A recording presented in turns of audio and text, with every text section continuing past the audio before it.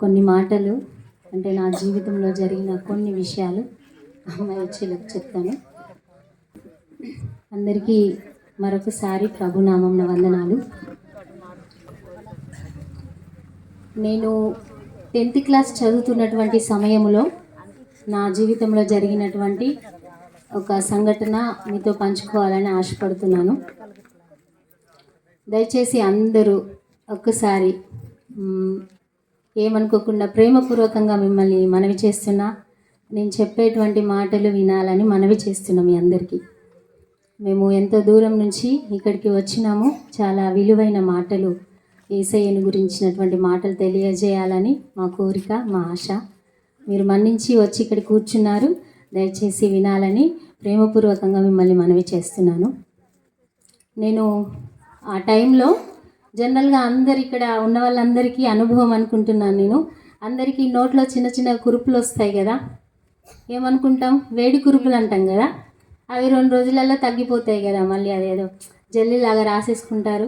కొంతమంది అది రాసుకోకుండానే తగ్గిపోతుంది. అయితే నాకు ఆ టైంలో అట్లా చిన్నగా కురుపులు నోట్లో స్టార్ట్ అయినాయి అన్నమాట. స్టార్ట్ అయినప్పుడు జనరల్గా నేను కూడా అట్లాగే అనుకున్నాను. ఏమనంటే నోట్లో వేడి కురుపులు వచ్చినాయిలే అని చెప్పేసి మామూలుగా దగ్గరలో ఉన్న ఆర్ఎంపీ డాక్టర్ దగ్గరికి వెళ్ళి ట్రీట్మెంట్ తీసుకున్నాను. 2-3 డేస్లో తగ్గిపోయింది. తర్వాత మళ్ళీ ఒక 1 నెల రోజులకి మళ్ళీ వచ్చాయి. వచ్చిన తర్వాత మళ్ళీ సేమ్ యాజ్ ఇట్ ఈస్గా అవే ట్యాబ్లెట్లు వేసుకున్నాను, తగ్గిపోయింది. తర్వాత మళ్ళీ ఒక 10 డేస్కే వచ్చాయి. 3rd టైం వచ్చినప్పుడు ఇక తగ్గట్లేదు. డాక్టర్ అన్నారు కదా, ఇవి మరి అన్ని ట్యాబ్లెట్లు వేసుకున్నా తగ్గట్లేదు కదా, ఒకసారి ఈఎన్టీ దగ్గర చూపించండి అమ్మా అని చెప్పారు. చెప్పిన తర్వాత ఇంకా అవి ఎట్లా ఉన్నాయంటే నేను నీళ్ళు కూడా మింగలేని పరిస్థితి నాకు వచ్చింది. అయితే ఆ టైంలో మరి డాడీ కొంచెం బిజీగా ఉండడం వల్ల లేట్ అయిపోయింది. హాస్పిటల్ తీసుకెళ్ళడానికి దగ్గర 1 మంత్ పట్టింది. ఆ 1 మంత్లో నేను వాటర్ కూడా మింగలేని పరిస్థితి అయిపోయింది. నాది గొంతు దగ్గర మొత్తము ఆ పుండ్లు అయిపోయి అసలు మింగలేకపోయాను. అసలు వాటర్ కూడా ఒక్క బుక్క నీళ్ళు లోపలికి మింగాలంటే చాలా ఇక నరకం అనిపించింది నాకు. అట్లా అయ్యింది. అట్లా 1 నెల రోజులు నేను ఫుడ్ తీసుకోలేని పరిస్థితి. కొంచెంగా అది ఏంటంటే ఇక్కడ నొప్పిగా ఉంటుంది కాబట్టి ఆ టైంలో ఏం చేశారంటే మెత్తగా అమ్మ చాలా మెత్తగా అన్నం వండితే అది కూడా ఒక్క పూట తినడానికి చాలా కష్టపడ్డాను ఒక 1 మంత్ మొత్తం. ఆ తర్వాత ఇక డాడీ హాస్పిటల్ తీసుకెళ్లారు. తీసుకెళ్ళిన తర్వాత వాళ్ళు చూసి ఈమెకు ట్రీట్మెంట్ ఇవ్వాలి అని చెప్పేసి ఫీవరు, ఇక వామిటింగ్స్, మోషన్స్ ఇవన్నీ స్టార్ట్ అయ్యాయి. స్టార్ట్ అయిన తర్వాత అక్కడికి తీసుకెళ్లారు. తీసుకెళ్ళిన తర్వాత వాళ్ళు అన్నారు కదా, ఈమెకు చాలా ప్రాబ్లం ఉంది, టైఫాయిడ్ ఫీవర్ ఉంది, బ్లడ్ తక్కువ ఉంది, తర్వాత ఈమెకు మోషన్స్ అవుతున్నాయి కదా, అమీబియాసిస్ అనేటువంటి వ్యాధి కూడా వచ్చింది, ఈమెకు ట్రీట్మెంట్ చేయాలి తొందరగా అని చెప్పేసి చెప్పారు. చెప్పిన తర్వాత అట్లా 3 డేస్ నాకు సెలైన్స్ ఎక్కించారు. Morning 3, evening 3. ఆ టైంలో నా వెయిన్స్ చాలా సన్నగా, నరాలు చాలా సన్నగా ఉండడం వల్ల నాకు దొరకక ఆ ఇంజెక్షన్తో పెట్టడానికి అటు ఇటు గుచ్చి మొత్తం హోల్స్ అయిపోయినాయి నా చేతులు. అసలు దొరకక వాళ్ళు కొట్టడం, నన్ను ఇట్లా కొట్టి వెయిన్ దొరకడానికి పట్టుకుంటారు కదా గట్టిగా, అట్లా పట్టుకోవడం వల్ల బాగా పెయిన్ వచ్చేది. ఆ హోల్స్ అయ్యి తర్వాత ఇక పెట్టేవాళ్ళు. అట్లా 3 డేస్ చాలా కష్టపడాల్సి వచ్చింది. ఇంకా 3 డేస్ అయిపోయిన తర్వాత అందరూ ఇక ఇంట్లో వాళ్ళు కూడా ఏమనుకున్నారంటే ఓకే తగ్గిపోయింది ఈ అమ్మాయికి అని అనుకున్నాం. నేను కూడా అట్లాగే అనుకున్నాను తగ్గిందని. కానీ ఏం జరిగిందంటే మళ్ళీ 1 వీకే మళ్ళీ వచ్చేసాయి. 1 వీక్, ఒక వారం రోజులకే మళ్ళీ వచ్చింది. వచ్చిన తర్వాత ఇంకా అప్పుడు ఇక నా వల్ల అవ్వట్లేదు, మళ్ళీ వాటర్ మింగలేని పరిస్థితి ఎట్లా అయ్యింది. ఆ తర్వాత ఈఎన్టీ హాస్పిటల్కి తీసుకెళ్ళిన తర్వాత ఆమె లోపల పైపేసి చూస్తారు కదా ఏమైందని. అట్లా లోపల పైపేసి చూసినప్పుడు వాళ్ళు చెప్పిన విషయం ఏంటంటే డాడీ నేను వెళ్ళి కూర్చున్న తర్వాత వాళ్ళు చెప్పారు ఏమనంటే, ఈమెకు కడుపు నిండా పుండ్లే అయినాయి, అన్నం తినే ప్రేగు ఉంటుంది కదా దానికి కూడా మొత్తం పుండ్లే అయ్యి ఇక్కడ వరకు పుండ్లు అయినాయి, అందుకే ఆమె ఏమీ తినలేకపోతుంది. ఇప్పుడు చాలా రోజుల నుంచి అన్నం తినలేదు కాబట్టి ఆ ప్రేగు కూడా చిన్నగా అయిపోయింది, అంటే మొత్తం ఇట్లా అతుక్కుపోయినట్టు అయ్యింది అని చెప్పిందనమాట. చెప్పేసరికి చాలా భయం వేసింది. ఆమె ఇంకా చాలా హై డోసు ట్యాబ్లెట్లు రాసి పంపించింది. ఇంకా ఆ ట్యాబ్లెట్లు వాటరే మింగడానికి పోవట్లేదు. ఇంత లావు ట్యాబ్లెట్లు ఏం పోతాయి కడుపులోకి, అవి పోలేని పరిస్థితి. మళ్ళీ ఇంకా ఈ ఒక్క ట్యాబ్లెట్ మింగితే ఇంకెక్కువ అయిపోతున్నాయి. ఫస్ట్ ఉన్న దానికంటే ట్యాబ్లెట్లు వేసుకుంటే ఎక్కువ అవుతున్నాయి. ఇటు ట్రీట్మెంట్ నడుస్తుంది. ఒక సైడ్ ఏం జరుగుతుందంటే నన్ను హాస్పిటల్లో నుంచి ఇంటికి తీసుకొచ్చి పడుకోబెట్టారు. ఇంకా బాగాలేకపోతే అందరు చూడడానికి వస్తారు కదా, అట్లా అమ్మమ్మ వాళ్ళు వచ్చిర్రు. వస్తే వాళ్ళు నేను ఇక్కడ మంచం వేసి పడుకోబెట్టారు బయట. అమ్మమ్మ వాళ్ళు ఇటు మాట్లాడుకుంటున్నారు. ఆ టైంలో ఏమైందంటే నేను కళ్ళు మూసుకొని నన్ను కూర్చోలేని పరిస్థితి, ఓపిక లేదు. ఆ తర్వాత అటు మా ఇంటి పక్కన ఒక చెట్టు ఉంటుంది. ఆ చెట్టు మీద నుంచి ఒక నల్లటి ఆకారం వచ్చి నా గొంతుని ఇట్లా పట్టేసింది. పట్టి ఇంకా నాకు శ్వాస ఆడతలేదు. అది ఇట్లా పట్టేసి నాకు మాట రావట్లేదు. ఈ పక్కన జనాలు మాట్లాడేది వినబడుతుంది అన్ని, వాళ్ళని పిలుద్దామంటే నాకు గొంతు రావట్లేదు. నేను ఒక్కటే మాట ఏం చెప్పానంటే, నా పక్కన వాళ్ళని పిలవడానికి నాకు వాయిస్ వస్తలే కానీ నాకు ఒక్కటే గుర్తుకొచ్చింది ఏంటంటే, నేను ఏసయ్య అనే పేరు పిలిస్తే చాలు అనుకున్నాను. ఏసయ్య అని గొంతులో నుంచి నేను లోపలనే అనుకున్నాను ఏసయ్య అని. అన్న వెంటనే అది నన్ను వదిలిపెట్టి మళ్ళీ చెట్టు మీదకి ఎక్కి కూర్చుంది.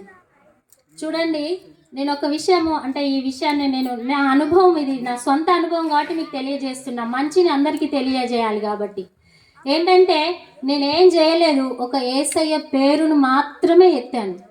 ఏసయ్య అన్నానంతే. ఆ పేరు కూడా పూర్తి కాకముందుకే ఆ డెవిల్ స్పిరిట్, ఆ దయ్యం నన్ను విడిచిపెట్టి చెట్టు మీదకి వెళ్ళిపోయింది.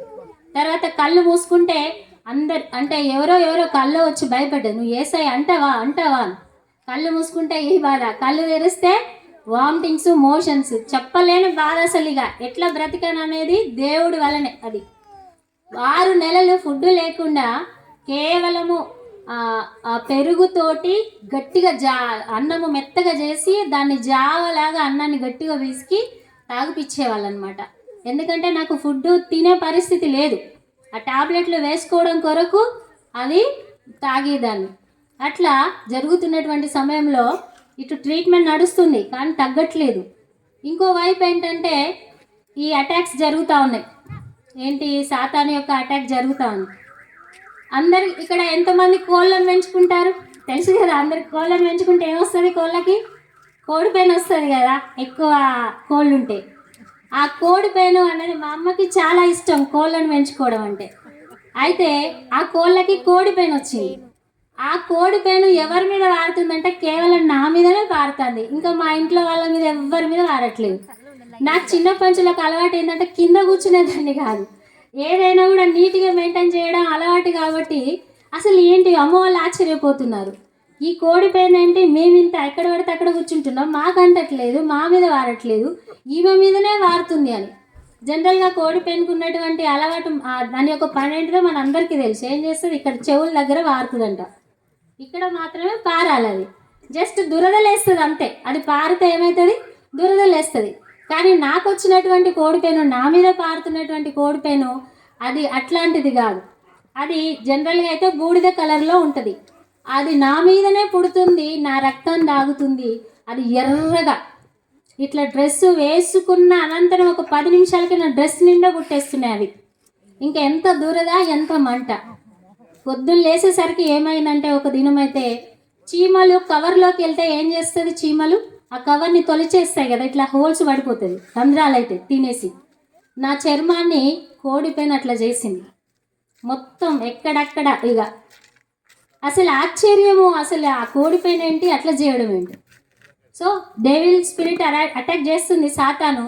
కానీ నాకు ఒకటే నమ్మకం ఏముంది అంటే, నాకు దేవుడు ఒక వాగ్దానం ఇచ్చినాడు నా అనారోగ్య పరిస్థితిలో, భయపడకు నేను నీకు తోడుగా ఉన్నాననే వాగ్దానం దేవుడు నాకు చేసినాడు. ఆ మాట ఒకటే నేను పట్టుకున్నాను.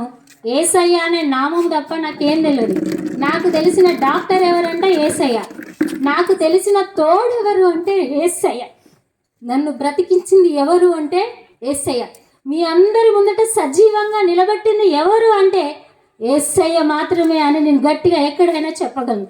ఎందుకంటే అవన్నీ నేను అనుభవించినాను, దేవుడు నన్ను విడిపించినాడు. ఆ స్థితిలో ఆ కోడి పెయిన్ తోటి అట్లా నా చర్మం మొత్తము తొలిచేస్తుంది. అది ఆ టైంలో నేను విశ్వసించింది దేవుణ్ణి, నన్ను బాగు చేసేయా నిన్నే నేను నమ్ముకున్నాను. అందరికీ తెలుసు, మాంత్రికులు మా చేతబడి క్రియలు చేస్తూ ఉంటారు కదా. అట్లా ఒక దినం అయితే డ్రెస్ నేను ఎత్తున్నప్పుడు ఇంత పెద్ద కుప్ప నా ఒంటి మీద నుంచి కింద పడింది. ఇట్లా మీరు హారర్ మూవీస్ చూస్తారనుకుంటా, అందరు ఇక్కడ యవనస్తులు కూడా కనిపిస్తున్నారు. వాటిలో ఏముంటాయి ఉంటాయి కదా ఇట్లా. అదే నేను స్వయంగా నా జీవితంలో అది ఫేస్ చేశాను. ఒక పెద్ద కుప్ప నా ఒంటి మీద నుంచి కింద పడింది. మళ్ళీ చూసేసరికి లేదు అక్కడ. నేను అమ్మ అని గట్టిగా అరిచాను. అరిచేసరికి వచ్చి చూద్దామంటే అక్కడ అది లేదు. ఆ సమయంలో నా తల్లి నాకు నేర్పింది ఒకటే, దేవుడు ఉన్నాడు, యేసయ్య మాత్రమే మనల్ని బ్రతికిస్తాడు. నాకు ప్రేరాయలు పెట్టింది, నన్ను నెమ్మదిపరిచింది. నాకు ఒకటే నమ్మకం, ఏంటిది, నన్ను భయపడకన్నాడు యేసయ్య, నన్ను బ్రతికిస్తా అన్నాడు. అదొకటి చాలు అనుకున్నాను. యేసయ్య నువ్వే నన్ను కాపాడాలి అని అనుకున్నాను. ఒక దినము ఇటు శారీరకంగా ఏమవుతుందంటే ఫుడ్ తినలేని పరిస్థితి, ట్రీట్మెంట్ నడుస్తుంది కానీ ఏం బాగవట్లేదు. ఇంకో సైడ్ ఇలాంటి అటాక్స్. ఒక రోజు రాత్రి పడుకున్న సమయంలో ఒక పెద్ద దయ్యం తెల్లగా ఉంది, జుట్టు మొత్తం వీరబోసుకొని ఉంది. అది ఇట్లా నా మీదకి వచ్చింది. నేను పడుకొని ఉన్నాను, నా మీద కూర్చొని మొత్తం ఇట్లా పడుకోవడానికి నా మీదకి వచ్చింది. వచ్చినప్పుడు యేసయ్య పాదం టక్కనొచ్చి ఇట్లా తన్నితే పోయి అక్కడ మూలకు పడింది. అది మూలకు పడిపోయింది. దేవుడు నన్ను కాపాడింది. అప్పుడు కూడా అమ్మ చెప్పింది, యేసయ్య మనకున్నాడు. అవును, యేసయ్యనే నన్ను అన్నిటి నుండి శారీరకంగా, మానసికంగా, ఈ మాంత్రికుల యొక్క ప్రభావం, వీటన్నిటి నుంచి కూడా ఎవరు రక్షించారు నన్ను అంటే నేను గట్టిగా చెప్తాను, యేసయ్య. యేసయ్య నన్ను బ్రతికించిండు, నన్ను విడిపించిండు. ఇక్కడ నన్ను సజీవంగా నిలబెట్టి మీకు తెలియజేస్తున్నాను. ఆ పరిస్థితి నుంచి కూడా అమ్మ ప్రేరాయలు పెట్టింది, బైబిల్ పక్కన పెట్టింది. యేసయ్య నువ్వే నాకు దిక్కు, నువ్వే నన్ను కాపాడాలి అనుకున్నాను. మళ్ళీ అది వెళ్ళిపోయింది. ఇక ఆ దినం నుంచి దయ్యాలంటే భయం లేదు. ఎందుకంటే యేసయ్య ఉన్నాడు కదా నాకు. అలాంటి అనుభవాలు చాలా ఉన్నాయి. దేవుడు ఒకవేళ సమయం ఇస్తే ఇంకెప్పుడైనా వివరంగా పంచుకుంటాను. దేవుడి కృపను బట్టి అట్లా జరుగుతున్న సమయంలో ఇక ఒకటే ఏంటంటే మెడిసిన్స్ తీసుకొని నార్మల్గా ఉండేటువంటి రెసిస్టెంట్ పవర్ కూడా పోయింది, అంతా పోయింది. ఆ టైంలో ఇక మరొకసారి ఏంటంటే కొలనోస్కోపీ అంటారు, అది వెనుక నుంచి ముందుకేస్తారు. అది వేస్తున్న సమయంలో అయితే ఇంకా శవమే. నేను అసలు ఇక అది తరుచుకోలేను. ఆ బాధ ఇంకెవరికి పగవారికి కూడా రాకూడదు. అంత బాధను అనుభవించిన సమయంలో కూడా ఇంకా బతికున్నా. ఎందుకు అంటే దేవుడు ఒక మాట చెప్పాడు. బైబిల్లో ఒక మాట ఉంది, ఏమనంటే మనుషుడు రొట్టె వలన మాత్రము కాదు కానీ దేవుని నోట నుండి వచ్చు ప్రతి మాట వలన బ్రతుకును అని. నేను 2 సంవత్సరాల వరకు ఒక్క పూట భోజనము అసలు ఎట్లా అనేది ఇక చూడండి, నన్ను అసలు నేను బ్రతికేదాన్ని కాదు. కానీ యేసయ్య నన్ను బ్రతికించినాడు. ఆయన మాట నన్ను బ్రతికించింది. ఆయన మాటనే నన్ను బ్రతికించింది, ఈరోజు ఇక్కడ నిలబెట్టింది. ఇక నేను అనుకున్నాను, ప్రభువా ఈ ట్యాబ్లెట్లు మింగడం నాతో అయితే లేదయ్యా. ఒక్కటే నేను నిన్ను నమ్మినా, నువ్వు నన్ను బ్రతికిస్తాను, నాకు భయం లేదని నువ్వు చెప్పినావు. కానీ శారీరకంగా ఈ బాధ అస్సలు భరించలేకపోతున్నా ప్రభువా. ఈ ట్యాబ్లెట్లు నేను వేసుకోను, నీ చిత్తం అయితే ఉంచు, లేకపోతే నన్ను పరిశుద్ధపరిచి నీతో పాటు తీసుకెళ్ళయ్యా, అక్కడ హ్యాపీగా ఉంటా. ఇక్కడ నా తల్లిదండ్రులు వేదన నేను చూడలేకపోతున్నానయ్యా. ఉంటుంది కదా తల్లిదండ్రులకి, యవనస్తురాలనేటువంటి బిడ్డ ఇంత హాస్పిటల్లో చుట్టూ తిప్పుతూ ఉంటే వాళ్ళు కన్నీరు విడుస్తున్నారు. వాళ్ళ బాధ నేను చూడలేనయ్యా. నేను ఎందుకు పుట్టాను అనే బాధ వాళ్ళకు ఉండద్దు. నువ్వు చేస్తే బాగు చేయి, లేకపోతే తీసుకుపో అని ప్రార్థన చేశాను. ఒక దినము ఆ ట్యాబ్లెట్లు చాలా పవర్ఫుల్, అవి ఇచ్చారు. అవి వేసుకున్న తర్వాత ఆ పవర్కి మొత్తం నా పెదాలు ఇట్లా వాపెక్కి, నా బాడీ అంతా వాపెక్కింది. ఈ పెదాలు మొత్తం ఇట్లా ముందుకు వచ్చేసాయి. ఇక ఆ బాధ ఇక భరించలేకపోయాను, పక్కకు పడేశాను. ఇన్ని ట్యాబ్లెట్ల డబ్బాలు నాకున్న పరిస్థితికి, అనారోగ్య పరిస్థితికి. నేను పక్కన ఊరికి కానీ పక్క ఇంటికి కానీ నేను వెళ్ళలేని పరిస్థితి. అట్లా నాకు వామిటింగ్స్, మోషన్స్, తినలేని పరిస్థితి. నన్ను పట్టుకునే ఉంటున్నారు అమ్మ వాళ్ళు 2 సంవత్సరాల నుంచి. ఇంకా ఎందుకయ్యా అనుకున్నాను. ఆ ప్రార్థన చేసి నేను వేసుకోను అన్నాను. యేసయ్యతో చెప్పాను, నేను వేసుకోను యేసయ్య, నువ్వు బ్రతికిస్తే బ్రతికించు, లేకపోతే లేదు. ఏదేమైనా నువ్వు నాకున్నావు, నిన్ను నిజదేవుడమైనా నిన్ను నేను తెలుసుకున్నా, నువ్వు నన్ను రక్షించావు అని చెప్పేసి నేను అనుకున్నాను. నేను ఆ దినం నుంచి ఇప్పటి వరకు ట్యాబ్లెట్లు వేసుకోలేదానికి. దేవుడు నన్ను బ్రతికించినాడు. నేను ఒక్క పూట భోజనం చేయడానికి నరకం అనుభవించిన నేను, జనరల్గా అందరికీ వయసు పెరుగుతూ ఉంటే డైజెషన్ పవర్ తగ్గిపోతుంది కదా, కానీ నాకు మాత్రం నేను రోజు రోజుకి నా డైజెషన్ సిస్టమ్ కొత్తగా అవుతుంది, చిన్నపిల్లలాగా అవుతుంది. నేను ఏ తింటే అది అరిగిపోతుంది ఇప్పుడు నాకు. అప్పుడు తింటే అరిగేది కాదు. ఇప్పుడు నేను ఎంత హ్యాపీ అంటే అప్పుడు ఏవేవైతే తినలేకపోయానో ఇప్పుడు తింటున్నాను అన్ని. దేవుడు నన్ను అట్లా స్వస్థపరిచినాడు, ఈరోజు ఇక్కడ నిలబెట్టినాడు సజీవంగా. ఆ గొప్ప దేవునికి మహిమ కలుగును గాక. ఈ గొప్ప అవకాశం, ఆ యేసయ్యను ప్రకటించే ఈ గొప్ప అవకాశం ఇచ్చిండ్రు ఈ గ్రామంలో. మీకు ప్రత్యేకమైన వందనాలు ధనంజయ రెడ్డి సార్ గారు. ఎందుకంటే ఈ గొప్ప దేవుణ్ణి, నన్ను బ్రతికించిన దేవుణ్ణి నేను బ్రతికున్నన్ని రోజులు చాటాలి, అదే నా యొక్క కోరిక. అంతకు మించి కోరిక ఏం లేదు. ఆ గొప్ప ఆశను మరి సార్ గారి ద్వారా దేవుడు నాకు ఇచ్చారు గొప్ప అవకాశము. అందుని బట్టి దేవుడికి వేలాది వందనాలు. మరి నాలాగా నేనైతే ఒకటే మాట చెప్తాను, నాలాగా బాధపడుతూ ఉండొచ్చు, అనారోగ్యమే కావచ్చు, చేతబడి మాంత్రిక క్రియలే కావచ్చు, సమాధానం లేని స్థితి కావచ్చు, ఇంకా ఏదైనా కావచ్చు.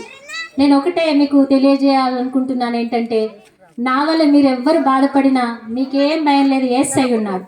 ఈనాడే యేసయ్య యొద్దకు వస్తే ఆయనను మీరు విశ్వసించినట్లయితే మీకున్నటువంటి సమస్యను తీసేసేటువంటి గొప్ప దేవుడు ఆయన. మన కోసం, మనుషులందరి కోసం ప్రాణం పెట్టినటువంటి దేవుడు. ఆ పాపము నుంచి విడిపించింది కేవలం యేసుక్రీస్తు ప్రభువారే. ఆ పరిశుద్ధమైన రక్తమే మనకి ఆ పరలోక రాజ్యాన్ని చేరుస్తుంది, పరిశుద్ధతనిచ్చి. ఆ గొప్ప దేవుణ్ణి నేను తెలుసుకున్నాను, మీరు తెలుసుకోవాలనే ఆశతో నేను ఇక్కడికి వచ్చినాను. ఒకవేళ మీరు కూడా నాకు కావాలని అనుకుంటే ఒక చిన్న మాట హృదయం మీద వేసుకొని, చేయి వేసుకొని చెప్దామా? ఒక మాట నమ్మినట్లయితే మీ ఇష్టం, అది మిమ్మల్ని మేము ఫోర్స్ చేయట్లేదు, కానీ ఒక మాట చెప్పుదాము. ఏమనంటే, యేసయ్య ఇదిగో ఈ చెల్లె చెప్పినటువంటి మాటలు మేము విన్నాము, నా జీవితంలో ఈ బాధ ఉందయ్యా, నాకు తీర్చవా ప్రభువా? ఆ బిడ్డకు తీర్చినావు, నాకు తీర్చవా యేసయ్య? ఈ దినాన నిన్ను విశ్వసిస్తున్నానయ్యా అని మీరు మీ గుండె మీద చేసుకొని చెప్పగలిగితే తప్పకుండా ఆయన మీ జీవితంలో కూడా కార్యం చేస్తాడు. ఆయన ఎవరినైనా ప్రేమించే దేవుడు. ఆ గొప్ప దేవుడిని నేను కలిగి ఉన్నాను, ధన్యురాలను. మీరు కూడా కలిగి ఉంటే మీరు ధన్యులవుతారు, ఆ నిత్య రాజ్యానికి వారసులు అవుతారు. Thank you. దేవుడు నాకు ఇచ్చిన అవకాశం బట్టి కొద్ది సాక్ష్యం దేవుడు దీవించినాక.